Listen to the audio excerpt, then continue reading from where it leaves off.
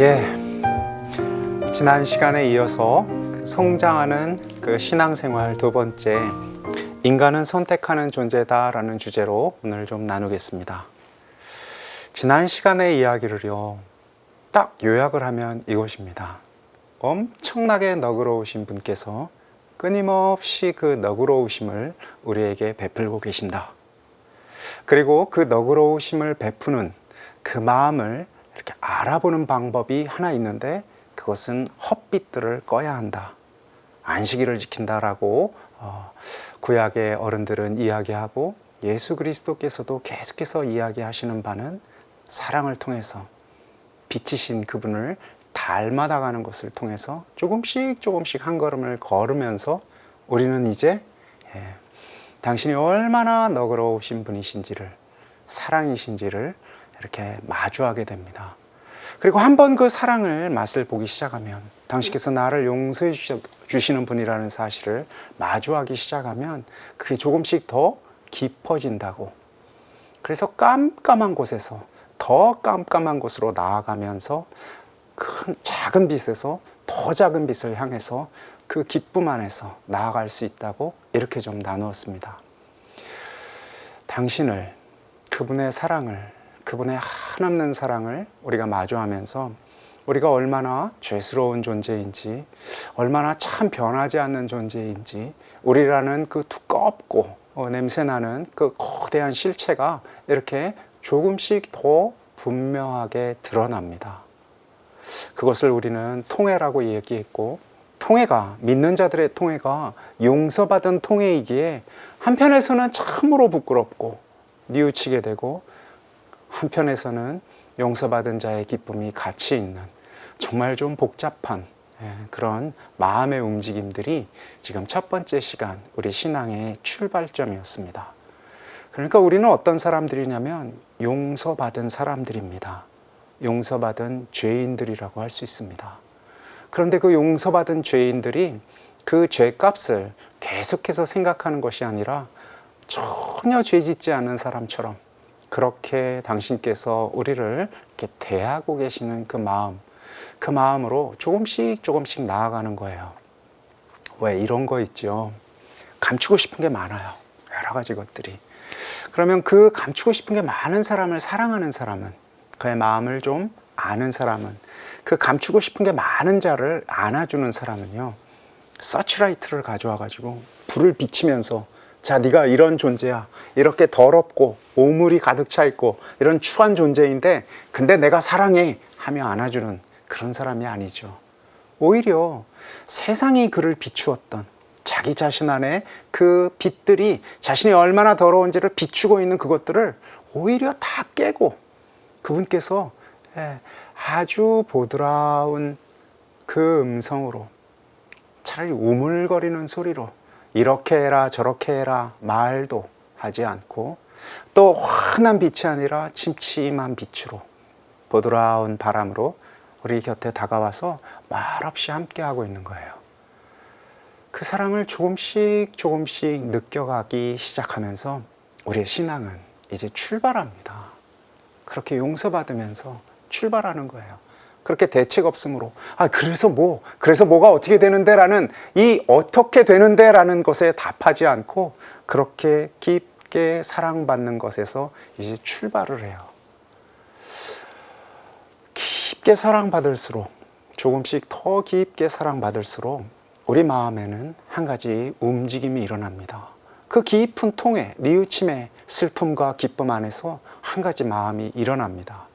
이것을 우리는 우리 안에 살아계신 움직임이라고 우리는 이렇게 고백합니다. 그것은 닮고자 하는 마음입니다.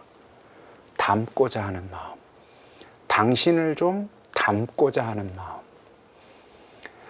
그러니 이제 어떻게라는 질문, 제가 지난 시간에 우리가 어떻게 중독되어 있다라고, 무엇을 따라야 할지 그 방향은 정하지 않은 채로 그저 그냥 그 방향은 어렴풋하게 내 욕구를 따라가는 것 안에서 어떻게 하면 내가 저걸 가질 수 있지, 어떻게 하면을 물었다면, 이제 방향이 정해져 있어요.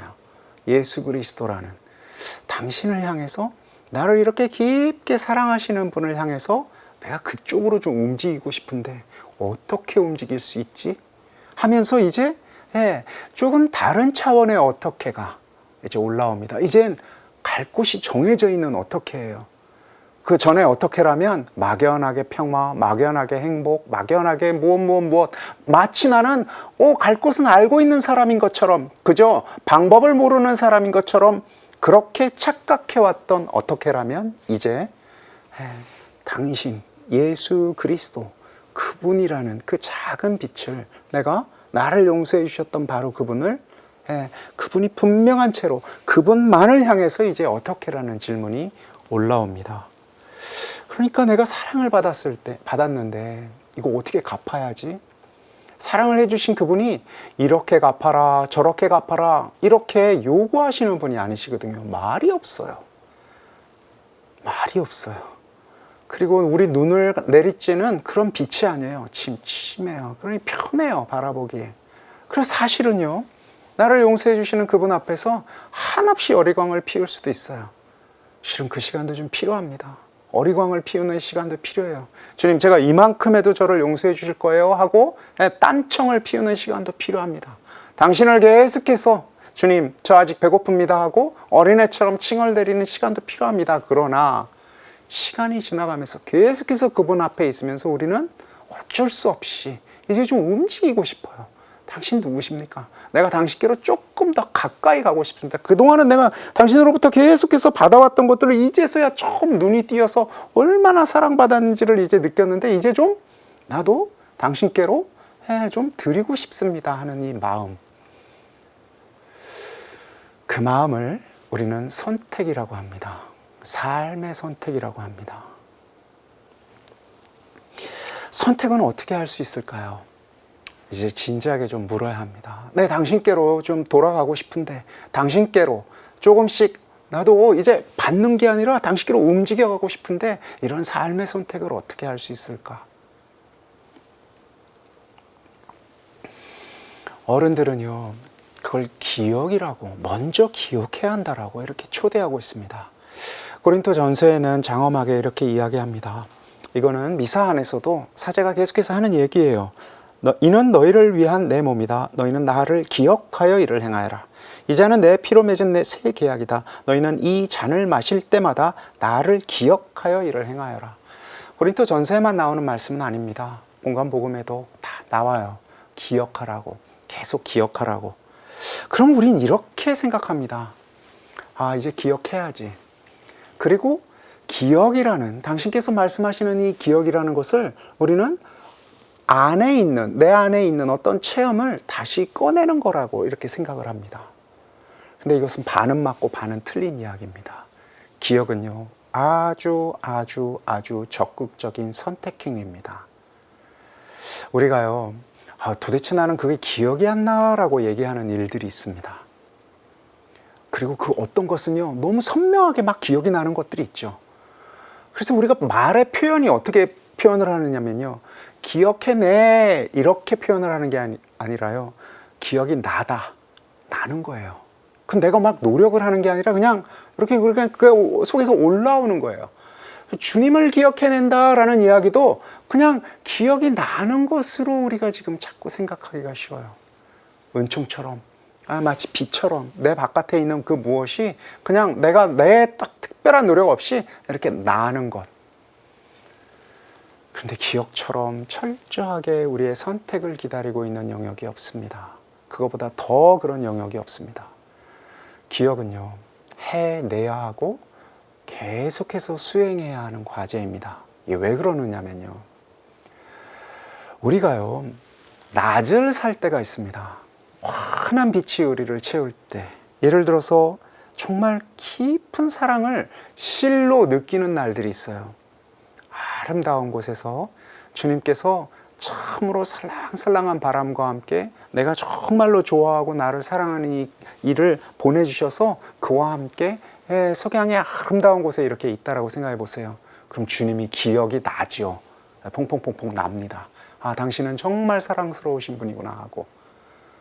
그런데요, 이렇게 아름다운 날도 있는 반면에 우리 삶엔 또 밤이 있거든요. 밤은 이런 거예요. 정말 보기 싫은 사람이 있어요. 아휴, 정말 이렇게 내가 그래도 나름 신앙생활을 좀 해나갈 수도 있다가 그를 마주하면 다 무너져. 마치 전혀 딴 사람이라도 된 것처럼 나는 나 자신을 감당하기도 힘들어요. 뭐 여러 가지 이유가 있어요. 그 이유는 뭐 어찌 되었던 간에 나는 힘든 사람이에요. 그는 힘들어요. 힘든 조건도 있어요. 뭐 어떤 사람이 아니다면 어떠한 상황이 있어요. 이러이러한 상황에 빠지면 나는 그 다음은 끝이야. 그래서 내가 그래도 신앙생활을 나름 좀 해보려면 피해가는 수밖에 없어요. 그게 나의 한계야라고 생각하는 그런 밤과 같은 시간들이 있어요. 그럼 밤과 같은 시간에는요, 먼저 그 시간을 피해야 그 다음 주님께 기도도 할 수 있어요. 기도도 못해요. 밤과 같은 시간에는 그냥 욕지거리가 가득 차고 땀도 차고 몸도 긴장을 해요. 어떻게 해야 할 바를 모르겠어요. 그러니까 내가 기도라도 좀 하려면, 숨이라도 좀 쉬려면, 주님이라도 좀 떠올리려면 이 상황을 벗어나야 돼. 이 사람과의 관계는 거리를 좀 둬야 돼. 왜 우리 그런 말씀들 많이 서로 하곤 합니다. 이제 조용히 사람들과는 떨어져서 기도 생활이나 좀 하고 싶다. 사람들로부터 우리가 치이죠. 많이 치입니다. 그러니까 좀 떨어져야 돼요. 그러면 그 안온한 그 공간 안에서 주님만을 더 생각할 수 있을 것 같아요. 그런데요, 주님께서 기억하라 하신 이 성찬 예만이 아니겠죠. 당신의 사랑, 예수 그리스도 다시 기억하고 또 기억하고 기억하도록 초대한 바로 그분은요, 우리의 낮이나 우리의 밤이나 우리가 깨어있을 때나 잠자고 있을 때나 좋은 일을 만날 때나 악한 일을 만날 때나 기쁠 때나 슬플 때나 언제나 기억해 내야 하는 거거든요. 좋을 때는 말할 것도 없이 우리 기억하는 거 쉬워요. 그런데 싫을 때 어떡하죠? 싫을 때 기억해내는 거 너무 끔찍하잖아요. 싫을 때 너무 힘든데 저 사람 너무 싫어서 욕지거리가 내 안에 가득 찼는데 그거 어떻게 기억할까? 그 기억이라는 게 도대체 무엇일까? 사람의 이 마음 안에는요, 이 기억해낸다라는 이 선택을 한다라는 거는요, 조금 복잡해요. 좋은 바람이 불 때 그때 기억하는 건 좀 쉬울지 몰라요. 거센 바람이 불 때, 아픔의 바람, 슬픔의 바람, 외로움의 바람, 여러 바람이 불 때 이때 기억하는 것은 바람을 거슬러서 단단히 서야 하는 일이거든요. 그러니까 이를테면 이런 거예요. 너무나 미운 마음이 가득히 올라와요. 그때 우리는 이렇게 기억해냅니다. 그럼에도 불구하고 주님, 제가 지금 이 주체할 수 없는 미움과 분노, 이 상황 안에서도 당신은 살아계십니다. 라고 마음으로 고백하는 거예요. 도대체 그게 무슨 의미가 있어? 우리는 그런 사람들이에요. 주님, 당신은 지금 살아계십니다 하고 당신을 의식하는 거예요.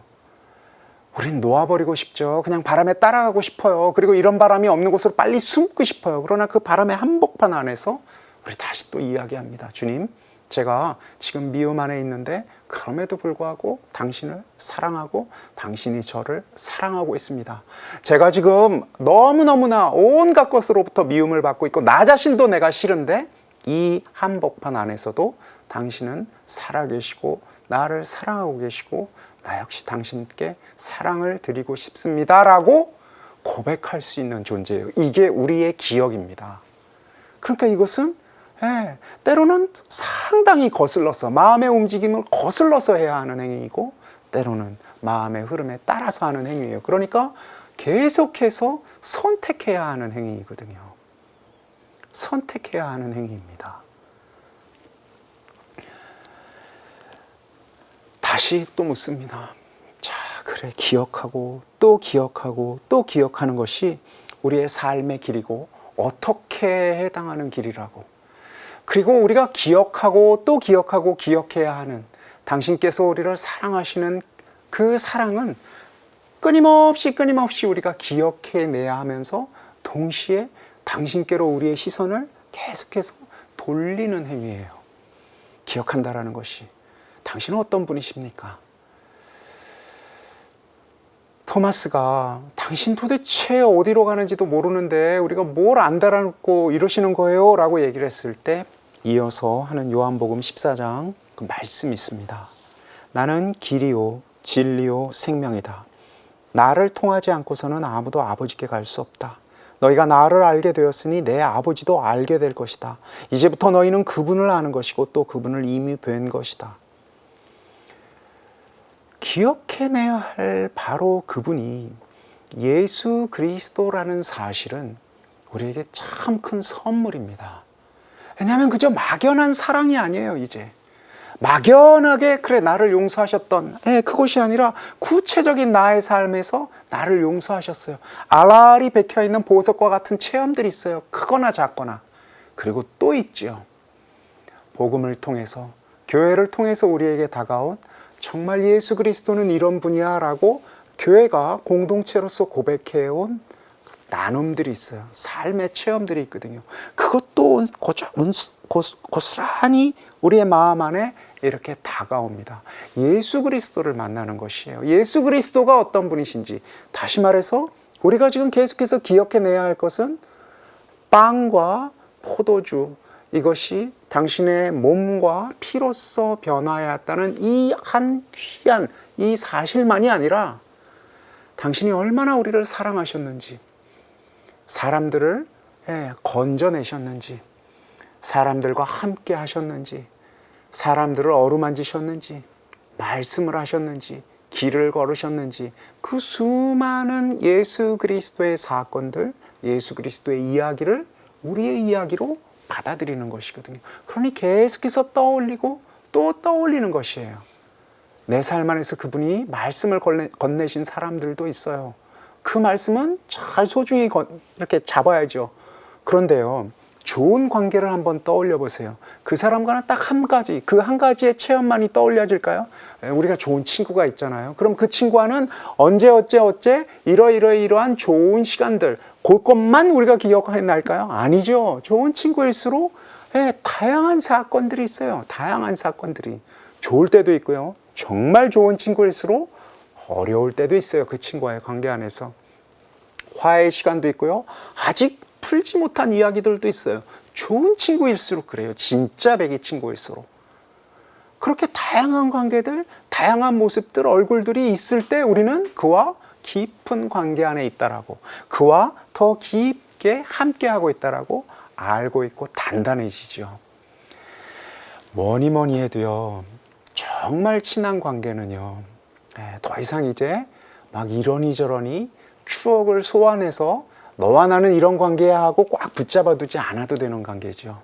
정말 좋은 관계일수록요, 참 좋은 추억들을 많이 떠올려내고 또 떠올려내고 또 떠올려내는 일을 안 해도 되는, 어떤 의미에서 믿을 수 있는, 그는 언제나 내 편이다라는 사실을 이제 의심하지 않아도 되는 그런 친구를 떠올리는 것, 이게 얼마나 우리에게 큰 위안이 됩니까? 예수 그리스도를 기억해낸다라는 것은 알알이 박힌 다양한 삶의 체험들, 그 체험들 안에서 말씀으로, 행동으로, 또 꽤 긴 시간을 침묵으로 우리와 함께 하셨던 그분을 떠올려내는 일이거든요. 이렇게 떠올려내는 것, 예수 그리스도를 내 삶 안에서 떠올려내는 것, 이것이 참으로 첫 번째 우리 삶의 선택이에요. 그러면 우리는 이렇게 물을 수 있어요. 저는요, 신앙생활을 한 지도 얼마 안 됐고요, 예수 그리스도가 어떤 분이신지 사실은 성경도 잘 안 읽어서 잘 모르겠습니다. 잘 몰라요 라고 이야기할 수 있습니다. 반은 맞고요, 반은 틀린 이야기입니다. 많이 알아서 친구가 되는 건 아닌 것 같아요. 그가 어떠한 학교를, 어떠한 성적으로, 어떠한 행동을 했는지, 어떠한 무엇을 했는지를 낱낱이 알아야만 우리가 그의 친구가 되는 것은 아닌 것과 마찬가지입니다. 그래도 최소한의 것은 좀 알아야 친구가 되고 벗이 되죠. 맞아요. 그 최소한이 얼마만큼일까요? 예수 그리스도가 우리의 주님이다라고 고백하였던 많은 어른들, 순교까지도 할 수 있었던 많은 어른들이 우리가 지금 오늘날 성경으로 우리 언어로 될 수 있는 성경을 읽고 그것도 구약도 신약도 다 읽을 수 있고 또 그것뿐만 아니라 그 성경을 주석한 이렇게도 해석할 수 있고 저렇게도 해석할 수 있는 다양한 이야기들을 수없이 들은 우리들보다 그들이 뭘 많이 알았을까요? 예수님과의 깊은 관계 안에서 성인이 된 그들이 오늘 우리가 지금 알고 있는 것보다 훨씬 많이 알았을까요? 아니요. 어떤 분은 글도 몰랐습니다. 그럼 그가 예수 그리스도에 대해서 알 수 있는 것은요, 정말 우리가 지금 알고 있는 그것도 신앙도 나 별로 없다라고 생각하는 내가 알 수 있는 것보다 훨씬 적었어요. 더군다나 잘못 알고 있는 것들도 많았어요. 그럼에도 불구하고 그가 예수 그리스도와의 관계를 깊이 알 수 있었던 것은 끊임없이 소환하고 기억해내며 함께 하려고 하는 그 마음이었거든요. 작은 마음들. 그리고 아는 만큼 계속해서 그 삶에 참여하려고 했던 마음이에요. 왜 그런 거 있죠. 그 사람 어떤 사람이야? 그 사람 사실은 나는 잘 몰라. 그런데 그가 나에게 물을 한 컵 줬어. 야, 그까짓 걸 가지고 그런 거 말고 그 사람 어떤 사람인지, 그 사람 무슨 말을 했는지, 그 사람이 뭐 어떠한 그 정말 비전을 가지고 있는지 이런 걸 알아야 친구가 되고 그 사람을 따를 거 아니야. 나는 그런 것을 자세히 알기 전까지는 그를 따를 수 없어. 그리고 그는 나에게 위로가 되지 않아. 이렇게 판단할 수도 있어요. 누군가는요, 참 가난한 사람은요, 누군가가 자신에게 아주 작은 것이라도 하나 주었을 때 그것을 잊을 수 없는, 참으로 낮고 가난한 사람들은요, 그런 사람들은 기억하기가 훨씬 쉬워요. 아무도 나에게 이렇게 찬물 하나를 주지 않았는데 그가 그의 두 손으로 나에게 물 한 컵을 주었다는 것만으로도 이제 족하게 그를 평생에 걸쳐서 떠올릴 수가 있거든요. 그러니 가난한 자들이 하느님 나라에 참 가까워요. 가난한 자들이 예수 그리스도의 사랑을 쉽게 떠올릴 수가 있거든요. 받은 게 많고 떠올릴 게 많고 그래서 견주어야 할 게 많고 그럼에도 불구하고 아직 배고픈 자들은 예수 그리스도라는 이 작은 빛이 줄 수 있는 것들에 사실은 성이 안 차거든요. 예수 그리스도가 길이요 진리요 생명이 되려면 길이요 진리요 생명을 작은 것에서 볼 수 있는 가난함이 좀 필요해요. 그래서요, 우리가 무너져 내린 다음에 그분께 고개를 돌리기가 훨씬 쉬워요. 달려가고 있는 자는요, 이렇게 천천히 군뱅이처럼 느려 터진 그의 보폭을 맞춘다라는 게 피곤해요. 그런데 이제 우리가 달릴 수 없을 때, 내 다리가 다 부러지고 내 허리가 아프고 이제 모든 것이 무너져 내려서 길 수도 없고 달릴 수도 없고 움직일 수도 없는 그때 천천히 걸어서 나에게 다가오는 그가 이제 생생하고 기쁘게 느껴지는 거거든요. 그렇게 우리의 실패가 참 세상이 보기에는 저거 재앙이야. 아우 끔찍해. 그런데 우리가 가난해질수록 이제 천천히 떠올릴 수가 있어요. 그동안은 안 떠올리던 것들을 이제 떠올릴 수가 있어요. 그러니 가난이, 실패가, 깜깜함이, 우리가 지난 시간에는 불을 꺼야 한다라고 했는데 꺼져버린 불들이 우리에겐 참으로 큰 선물이에요. 그것을 통해서 이제 예수 그리스도를 기억해낼 수가 있거든요. 이런 나에게 당신이 괜찮아, 두려워하지 마라, 내가 그대 편이다라는 이 모든 말씀들이 이제 하나씩 다가올 수가 있거든요.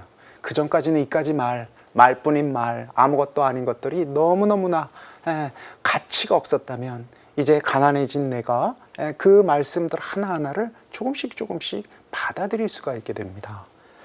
그래서 우리는 이제 복음을 읽고 또 복음만이 아니라 복음의 말씀이 우리 생애의 한복판에서 크고 작게 일어나고 있다는 사실을 감지할 수가 있게 돼요. 불을 끈 자, 가난해진 자, 하나님으로부터 용서받은 자, 이렇게 낮아진 자들이 이제 주님의 그 움직임을 감지할 수 있고 복음을 받아들일 수 있고 거기 안에서 기쁘게 기억해낼 수가 있는 것이거든요. 그러니 이런 선택, 삶의 선택인 기억은 가난을 통해서 우리가 한 걸음씩 한 걸음씩 나아갈 수가 있습니다. 그리고 그 다양한 주님의 얼굴들은요, 억만 가지의 이야기가 있을 겁니다. 이 방송을 듣는 여러분 모든 분들이 다 고유하게 아주 다른 빛깔의 만남들이 있을 거예요. 같은 복음을 읽고요, 그 복음이 다가와서 그에게 말을 건네는 방식은 다 다르거든요. 뿐만 아니라요, 그 복음, 그 사랑이신 그분이 우리 삶 안에서 일으킨 일들은 다 달라요. 어떤 분은 참으로 극적인 어떤 체험을 하신 분들도 있어요. 그러나요, 전혀 극적인 것과는 아주 거리가 먼 분들도 있어요. 다양한 거거든요. 굉장히 다양합니다. 예수 그리스도에 대한 체험이요, 꼭 어떤 극적인, 기적적인 것들로 이루어져야 할 이유는 하나도 없습니다. 하나도 없어요. 특별히 주님께서 사랑하시는 분들일수록 더 담담하고 담백하게 당신의 사랑을 나누십니다. 한 10년 정도 그 김수환 추기경님께서 그 연피정을 정의루 신부님이라고 우리 돌아가신 우리 신부님에게 받으셨어요. 제가 기도를 하도 못하고 제 기도가 하도 답답하고 뭐 열매도 없고 뭐 움직임도 없고 이러다 보니까 제가 실망에 가득 차 있을 때 바로 그 정의루 신부님께서 제게 위로로 해주신 말씀이 있어요. 기도 안에서 그렇게 무엇인가 정말 막 빛나는 어떤 그런 것들 안 추구해도 됩니다. 그러면서 추기경님이 한 10년 정도 연피정을 당신과 함께 하셨고 정신부님이 동반을 하셨는데 맨 마지막 피정 말씀이 아직도 기억이 난다라고 일이 고백을 하셨어요. 그 해에 추기경님께서 연피정을 들어오셔서 정신부님에게 이렇게 얘기하셨대요. 제가 올해는 꼭 통회의 눈물이라도 한번 흘리고 갔으면 좋겠습니다 라고 이리 말씀하셨대요. 정의루 신부님이 제게 말씀해 주신 내용은 김수환 추기경님은 성인이라고 하셨어요. 정말 거룩하신 분이라고 이렇게 얘기하셨어요. 바로 그런 분이 10일씩 하는 그 연피정에 와서 한 번도 저 깊은 마음의 소용돌이 안에 있지 않았다라고 고백하신 거예요. 계속 기도하고 성실히 기도하시는데 우리 이런 범인들이 이 사람들이 느끼는 그 주님의 그 따스한 그 온기와 같은 이 많은 그 어떤 신비한 그런 체험이 한 번도 없으셨다라는 거예요. 통회의 눈물조차 당신께서 이렇게 허락하지 않으셔서 그것 때문에 힘겨워하셨대요. 그래서 제가 여쭤봤죠. 그럼 그 해에는 통회의 눈물은 한 번 흘리셨나요? 그랬더니 아니요, 그 해에도 아무것이 없었습니다. 큰 어른일수록 담담하게 주님께서 그와의 데이트를 하신 거였어요. 그는 그와 그런 데이트를 해도 그분께서는 담담하게 주님을 계속해서 따르실 수 있는 것이었거든요. 주님을 내가 떠올려야 한다, 예수 그리스도를 떠올려야 한다라고 했을 때 그럼 뭐 큰 기적이 나한테 있었나? 그런 거 없었는데 나로서는 지금 기억나는 게 뭐 그냥 성경 말씀 몇 개가 저 멀리 있는 것처럼 기억나는데 그게 다인데 그것으로도 성인이 될 수 있습니다. 그것으로도 충분합니다. 문제는 진지하게 예수 그리스도를 우리의 주님으로 고백하는 그 움직임입니다. 그 선택입니다. 그 기억입니다. 그것으로 좋게요. 자, 그런 맥락에서 몇 개, 정말 억만 가지의 당신의 얼굴 중에서 몇 개의 얼굴들을 이런 분이라고 우리가 좀 이 특별한 시간에 기억을 좀 해보겠습니다. 먼저 제가 참 가난한 사람들이 예수 그리스도를 떠올리기가, 기억해내기가, 예수 그리스도를 향하기가, 예수 그리스도가 어떤 분인지 알기가, 그래서 담기가 더 쉽다고 이렇게 좀 말씀을 드렸습니다. 제가 만들어낸 얘기가 아니에요. 마태복음 5장 3절에 보면 진복팔단의 첫 번째 구절이 나오죠. 마음이 가난한 사람들은 행복하다, 하늘나라가 그들의 것이다 라고 주님께서 선언하신 내용입니다. 이어지는 진복팔단의 다른 내용들도 사실은 거기에는 큰 역설이 숨겨져 있습니다. 마음이 가난한 사람들은 행복하다라고 얘기했을 때 혹자들은 이렇게 철저하게 오해하는 경우도 있어요. 돈은 많은데 마음이 가난하다든지, 뭐 여러 가지 뭐 다른 건 괜찮은데 마음이 허하다든지. 아니에요. 마음이 가난하다라는 사람들은 경제적으로나 문화적으로나 관계 안에 있어서나 모든 것 안에서 철저하게 없는 사람들인데, 거기에 더하여 앞으로도 그런 관계들이 회복될 것이다 라고 꿈을 꿀 수 없는 자들, 이런 자들을 마음이 가난한 자들이라고 얘기를 한 거예요. 그러니까 마음이 가난한 자들은요, 희망이 없어요.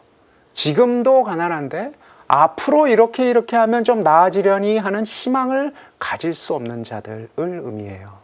유대인들은 마음이 가난하다라고 얘기를 한, 마음이 가난한 사람들이다라고 얘기한 이들을 유배지의 사람들이라고 많이들 비유로서 이해했다라고 해요.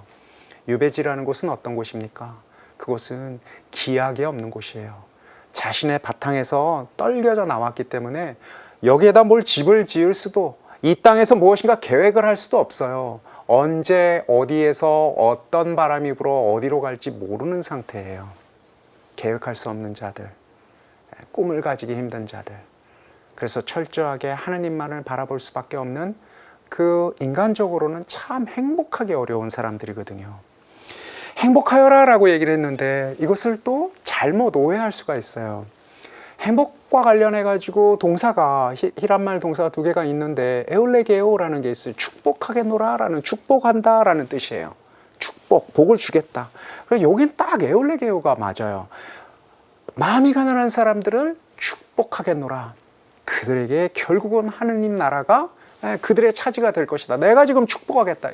이렇게 표현하면 딱 맞아요. 그런데 아니에요. 그런 동사가 쓰이지 않아요. 오히려 형용사 마카리오이가 써요. 복수죠. 복되다라는 뜻이에요. 이미 충분히 복되다라는 거예요. 마음이 가난한 자들이 어찌 복되겠습니까? 안 복되거든요. 복되지 않아요. 그들은 철저하게 슬픔 속에 있는 사람들이에요. 망한 사람들이에요. 망했는데 다시 일어날 기약이 없는 사람들이에요. 그런데 이렇게 완전히 망한 사람들을 복되다라고 얘기하는 예수 그리스도는 참 이상하죠. 만약에요, 예수님께서요, 자신은 정말 꽤 괜찮아, 이런 말을 하는 사람이, 왜 그런 사람이 있어요? 당신 망한 사람 보고 당신은 복됩니다 이렇게 얘기하면, 자신은 전혀 망하지 않은 사람이 저 망한 사람 보고 복돼 이렇게 얘기하면 아마 큰 싸움이 날 거예요. 복되다라고 선언할 수 있는 바로 이분은 딱 그 곁에서 같이 웅크리고 앉았을 때 당신도 나랑 똑같이 이렇게 망한 사람일 때 바로 그는 그 곁에 있는 자를 이리 위로할 수 있을 거예요. 방송에서 이게 적절한지 모르겠는데, 흑인들이 자기들끼리 얘기할 때 니거라고 해요. 니그로라는, 니거 이러면서 얘기를 해요. 근데 이거 만약에 흑인이 아닌 사람이 흑인에 보고 니거라고 얘기하면 총 맞을지도 모릅니다. 깜둥이라는 욕이거든요. 그런데 자기끼리는 그게 괜찮아요. 자기끼리는 이게 연대의 표현이고, 자기끼리는 괜찮은 거예요. 왜냐면 나도 니거니까. 같은 니거끼리 야 깜둥이 이렇게 얘기할 수 있는 거예요. 같은 천대받는 사람의 용어를 써도 친구의 용어가 되는 거거든요. 주님께서 복되다라고, 족하다라고, 더 이상의 것이 필요 없다라고 얘기할 때 그는 철저하게 마음이 가난한 자, 바로 그 자로서 곁에 계셨기 때문이에요. 우리가 주님께 이리 기도합니다. 주님, 제가 망했습니다. 저 좀 살려주십시오. 그런데 진복팔단을 우리가 주님의 이야기로 고백한다면 주님께서 이리 우리에게 진복팔단을 통해서 우리에게 대답하시는 거예요. 우리 곁에 지금 있는 거예요. 앉아 있어요. 그러면서 얘기하는 거예요. 야, 나도 너처럼 망했다. 괜찮아. 너 정말 하늘나라가 그대의 것이 될 거라고 이렇게 손을 잡아주시는 거예요.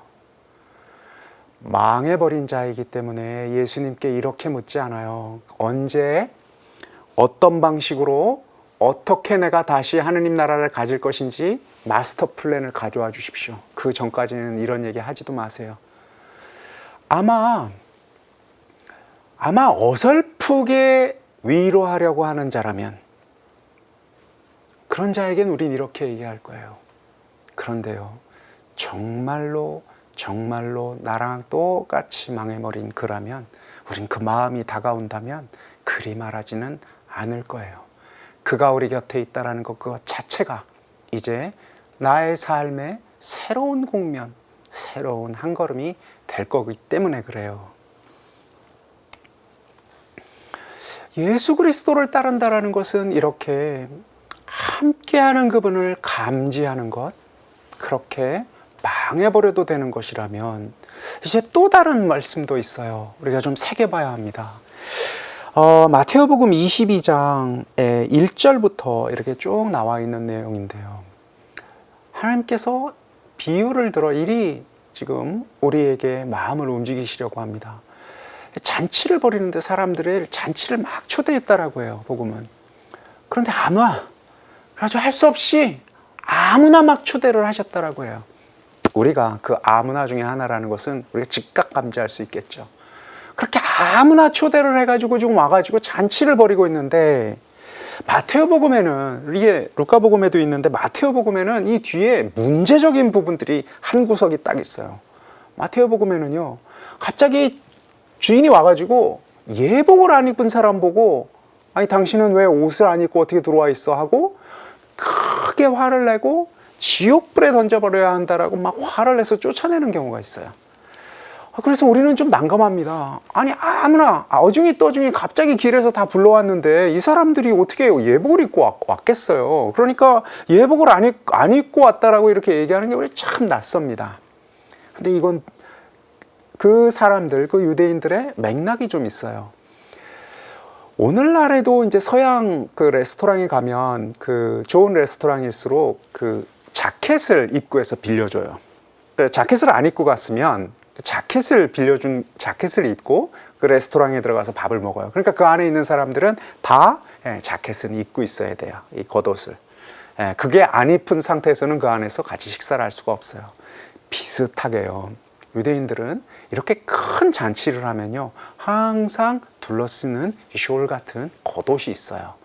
그런데 그 겉옷을 이렇게 길에서 갑자기 만난 사람들이 어떻게 준비해 가지고 다니겠어요? 안 가지고 다니죠. 그러면 잔치를 준비하는 사람은 반드시 여벌의 겉옷을 한참 놔요. 그래서 입구에서 그 겉옷을 하나씩 받아 가지고 지금 잔치에 참석한 거예요. 모두는 그래서 이 겉옷을 가지고 이 잔치에 함께 참여하는 사람들인 거예요. 그런데 그 중에 어떤 사람이요, 겉옷을 팽개친 것 같아요. 겉옷을 팽개치고 밥을 먹고 있었어요. 우리가요, 공짜로 당신의 삶에, 당신의 용서에 초대받는 것은 사실이에요. 우리가 자격이 없어요. 내가 이러이러한 만큼 뉘우치고 이러이러한 만큼 뭐 해서 당신이 뉘우친 자에게 그 값어치로 요만큼 용서를 해주시고 잔치에 초대하신 건 아니에요. 그냥 왔어요. 그냥 어쩌다 보니 우리가 이 잔치 안에 공짜로 오게 됐어요. 그런데 그 겉옷은 입고 있어야 된다는 거예요. 네가 내 편이다라는 당신이 나에게 주신 그 사랑의 겉옷은 내가 가지고 있어요. 당신이 나를 사랑하고 계신다는 사실은 믿고 있어야 된다는 거예요. 내가 비록 당신의 사랑을 닮아서 새로운 잔치를 벌일 만큼은 안 될지 몰라도 적어도 당신이 나를 사랑한다는 사실을 알고 당신의 그 밥을 같이 좀 먹어야 한다는 것인데, 우리가요, 당신이 나를 사랑하신다라는 사실을 망각하는 거예요. 그건 잊어버린 거지, 제가 일부러 잊은 게 아니에요 라고 얘기한다면 거짓말장애입니다.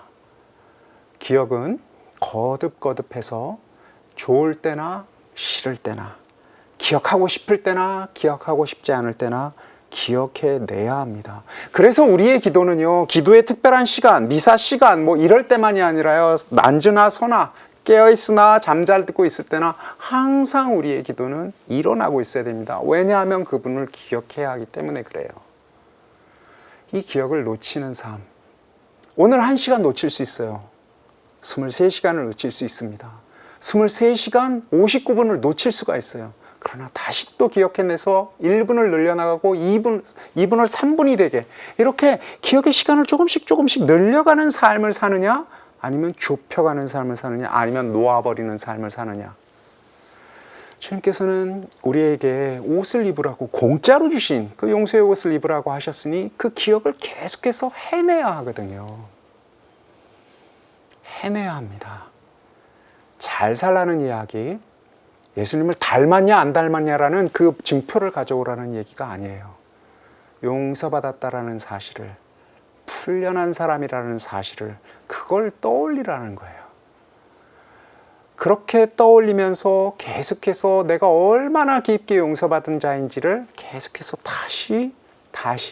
또다시 반복하여 다시 떠올리는 것.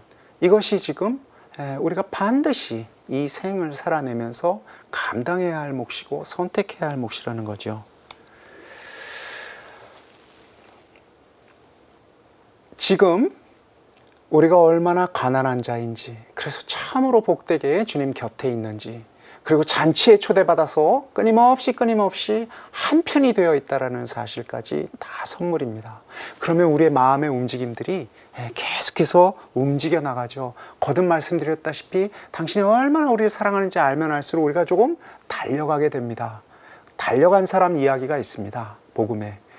부자 청년이라고 얘기한 경우도 있고요. 그냥 어떤 사람이라고 얘기한 경우도 있습니다.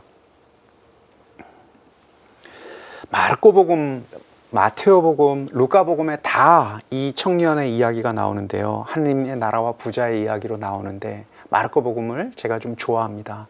왜냐하면 이 마르코복음에서는요, 예수님께서 이 다가와서 영원한 생명을 청하는 그에게 먼저 계명, 우리 10계명 안에 몇 가지를 얘기하면서 이렇게 계명이 있지 않느냐, 이걸 지켜가면서 살면 되지 않느냐라고 얘기하니까 그 사람이 뭐라고 얘기하냐면 제가 어릴 때부터 잘 지켜왔습니다. 나름 성실하게, 부족하지만 나름 지켜왔습니다 라고 고백을 하니까 예수님께서 그를 아주 사랑스럽게 바라보셨다라고, 이런 아름다운 표현이 있어요. 진심으로 바라보신 거예요. 진심으로. 그는 나름 성실하게 살아온 사람이었어요. 그러니까 우리 식으로 따지면 지금 아마 이 방송을 보고 계신 분들이 주님께서 너 그동안의 삶을, 주님께 우리가, 여러분이 이렇게 물을 수 있습니다. 이 방송을 아마 보시는 것도 같은 맥락이겠죠. 어떻게 하면 조금 나은 삶을, 조금 더 당신께 막가진 삶을, 당신께로 나아가는 삶을 살 수 있을까? 이 질문을 가지고 지금 방송을 보잖아요. 그러면 주님께서 이렇게 하신 거예요. 내가 그대에게 지금 나누어 준 많은 초대들이 있다. 그러면 지금 여러분 이렇게 말씀하실 수 있습니다. 제가 참 부족하지만 그럼에도 불구하고 제 깜냥에는 조금씩 닮으려고 노력해 왔습니다. 아마 이렇게 지금 표현하실 거예요. 그리고 그 표현은 진실일 겁니다. 그리고 주님께서 사랑스러운 눈으로 여러분을 바라보고 계실 거라는 것도 확실합니다. 정말 사랑스러운 눈으로 바라보실 거예요. 사실은 그만큼의 삶을 사는 거 귀한 선물입니다. 그런데 그가, 이 인간이라는 신비로운 존재가 또 묻지요. 이것으로는 아직 좀 허전합니다. 주님, 제가 어떻게 하면 조금 더 나은 삶을, 조금 더 당신께로 가까이 가는 삶을 살 수 있을까요? 라고 묻습니다. 참 담대한 질문이에요. 이 성장하는 신앙생활에 있어서 이 질문은 참 귀하고 큰 점프예요. 큰 도약입니다. 그 질문이 올라올 때 이렇게 가두지 말아야 돼요. 어떻게 되든 한번 질문 던져야죠. 던지자. 예수님께서 이렇게 지금 초대를 하셔요. 그대가 가진 게 많네요. 다 가난한 사람들한테 주고 저를 따르십시오. 아마 똑같은 이야기를 지금 아마 듣고 있는 여러분들에게 이게 한다면 다들 당혹스러울 거예요. 아유, 저는 그렇게 성인에 오를 사람은 아니고 요만큼조차도 사실은 제가 놓을 게 없습니다. 저 너무 가난합니다 라고 아마 고백하실지 모르겠어요. 주님은 정말 크고 깊은 사랑에 대한 길을 이야기하시는 거예요. 놓을 수 있는 만큼이요, 놓아낸 만큼이요, 흔들리지 않는 기쁨이 올 것이거든요. 근데 뭘 놓으라고 지금 얘기했느냐면 이 갸륵한 뜻을 가지고 있는 이 복음 속에 나와 있는 이 사람은요, 정말 모든 것을 놓고 따라갈 사람이었어요. 그런데 문제가 있었어요.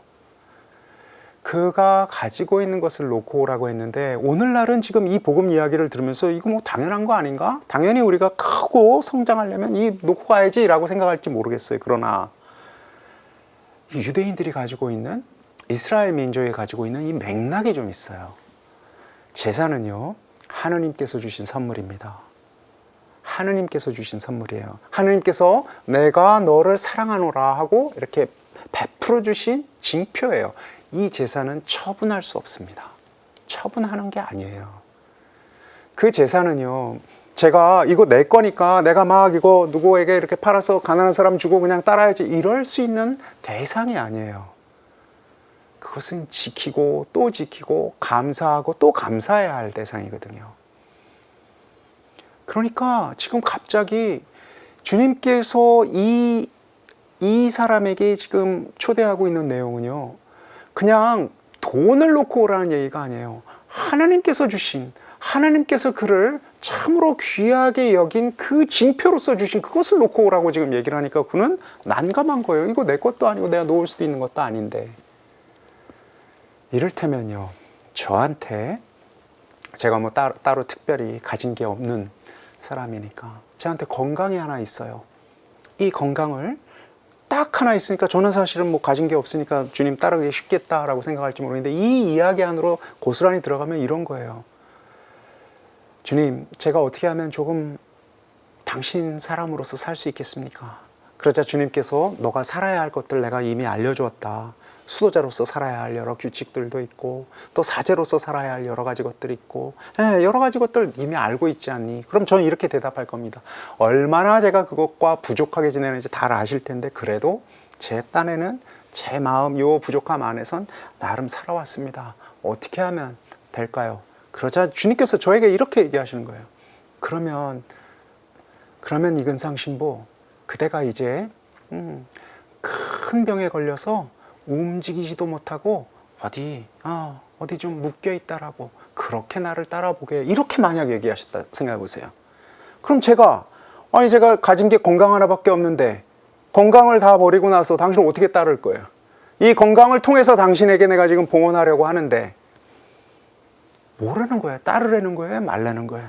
이렇게 여겨질 거예요. 이 지금 부자가 지금 그리 느끼고 있습니다. 그러니 이 복음의 말미, 이 공간복음 모든 것의 말미에는 제자들이 이리 얘기해요. 말씀이 이렇게 어려워서야 도대체 누가 당신을 따를 수 있겠느냐고. 어렵죠. 말씀이 어렵습니다. 우리는요, 나름 당신께 봉헌할 것을 가를 수가 있어요. 주님, 제가 이건 당신께 봉헌합니다. 이걸 제가 당신께 봉헌합니다 하고 이렇게 가를 수 있어요. 그런데요, 주님께서 우리와 함께 하고자 하는 그 여정은요, 우리가 전혀 준비하지 않은 것들로 이루어져 있습니다. 그러니까 이 작은 빛이 내 앞에서 한 걸음 한 걸음을 지금 알려주시는데, 정말 나는 내 생애 내내 이렇게 당신을 따를 거라고 준비해왔는데 그거와는 전혀 상관없는 낯선 곳으로, 나는 철석같이 이게 당신이 나에게 가르쳐 주신 소명이라고 확신해 왔는데 이곳이 아니라 이건 뭐야 라고 생각하는 그 낯선 곳으로 계속해서 우리를 초대하고 계셔요.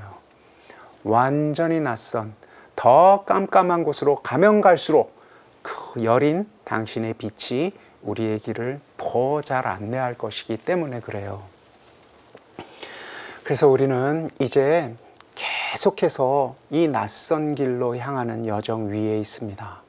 기억해낸다라는 것은 이렇게 참으로 가난해지면서 계속해서 당신의 은총, 사랑을 믿으면서 그 옷을 입으면서 낯선 길로 나아가는 일이리라 생각합니다.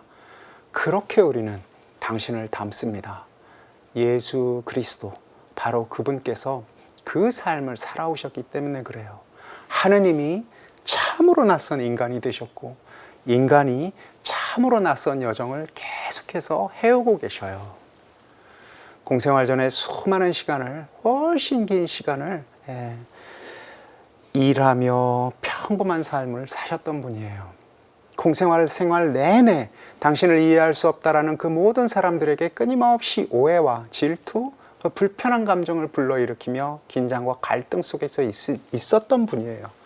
그러면서 당신 곁에 오는 그 오중이 떠중이, 군중이라고 이야기되는 그 오클러스라고 얘기해야 되는 제목을 정하기 힘든 그들 곁에서 그들에게 필요한 것들을, 그 작은 것들을 계속해서 나누었던 분입니다. 우리도 그 삶으로 초대받았으니 그 삶을 살아가면서 예수 그리스도 그분이 가진 그 기쁨에 참여해야 되겠습니다. 영광이 성부와 성자와 성령께 처음과 같이 이제와 항상 영원히 아멘. 성부와 성자와 성령의 이름으로 아멘.